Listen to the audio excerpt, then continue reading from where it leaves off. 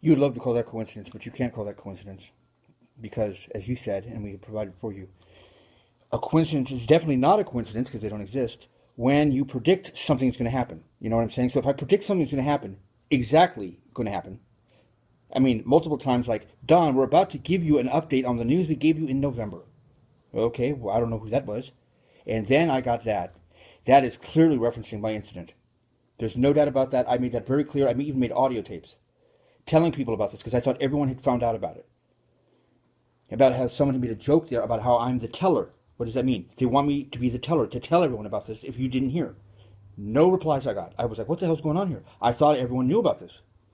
I did not imagine it. Because I checked my data. It was amazing information that really changed my mind about what? A thing that I was never talked about before that date called disclosure. Why? I was usually one of these people who would support the UFO people who are not part of my tribe usually. But now that they showed me something, I mean, how obvious is this? What they're talking about? I'm telling you that it's almost too much to discover or know. I think it needs to be brought out slowly, I said at the time. But if you do know, you better say something because you're being judged on your silence. I must have posted that line 20 or 30 times in the last 2 months. And that's exactly what he's referring to here. He's referring to the ground crew. He's referring to anyone in the industry out there who didn't say anything for religious reasons or whatever. Now, nothing could happen. It's right. He talked about timelines. People said something would happen at this point. People said something would happen at that point. I understand that. Has this ever happened to you, though, Don, where you have gotten information confirmed this accurate? No. And this confirms other things, doesn't it? Yes. That are separate. Like what? My 2016 predictions. That I said it was probably going to be something big. I didn't know what. But that this would be the year that you kept hearing things would happen. And they haven't in other years. But this would be the year that finally, one of the times someone predicted something huge would happen and no one paid attention, it's going to happen. That's what this guy said. Me and this guy are not working together, or are we? Or are we? If that's the case, Don's the most listened to radio show on the planet. Because that's what this show is. How in the fuck did Don have the same information in November that this guy is revealing to the globe in late January? Oh, by the way, I had never known this guy before when? November. I had heard of him, but I never met him before. Why? Because I never dealt with a UFO element. I was dealing with an angelic element. You were told a lot of things that day, weren't you? Yes, I was told a lot of things that apparently are all being confirmed in this audio. Metaphors be with you? He talks about the metaphors. Why can't he tell them openly? But what are they talking about? They're talking about like a Jesus-type character. But it's all subliminal. It's all disguised up. He's talking about you. He's talking about me. He's talking about all these people. He's talking about shit we've seen, shit we've been on, whether it's on Facebook or on a movie. They're subliminally sending you a message, but not telling you directly to your face. And you hear it. If you don't hear it, then that's fine. If you don't hear it, then that's fine, because you're not supposed to.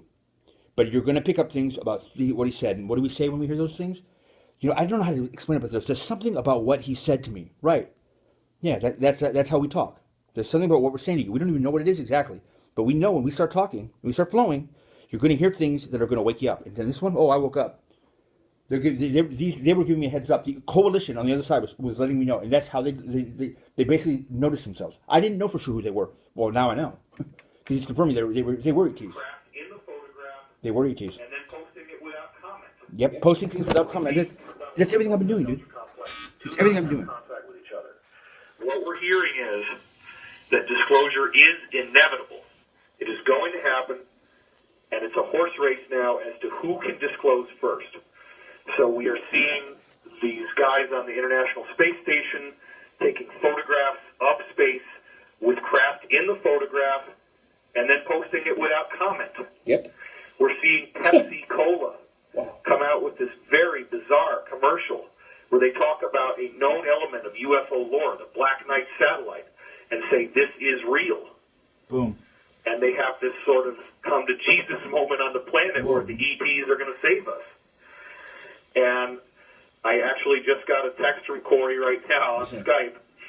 He's saying that he did not say that disclosure was going to happen. Right.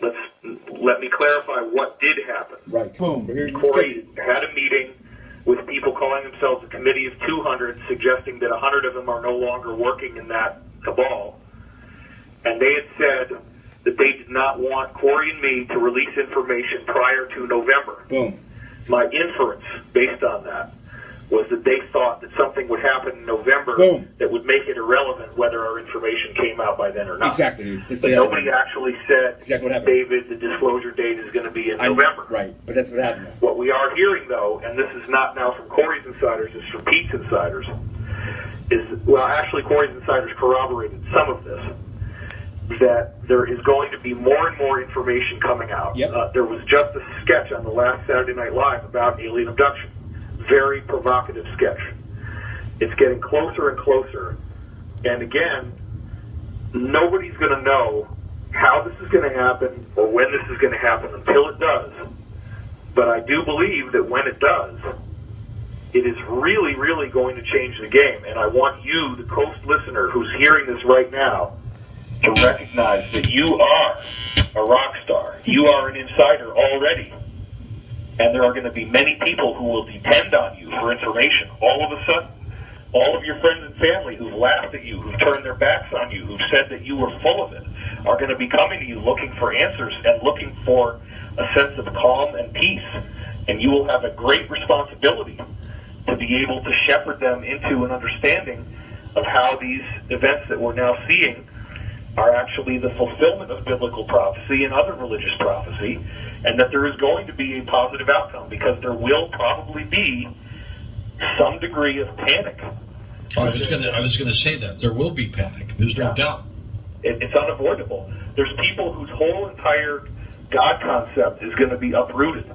Scientists are going to have a very hard time with this because they religiously worship their belief system, and they have believed that there is no evidence for UFOs and extraterrestrials, but in order to do that, you have to be the ostrich, and you have to knowingly overlook countless wealth of data that is so vast as to be utterly irrefutable in the court of law as proof. It's just voluminous beyond imagination. Let us go now to Vincent. And that is directly in reference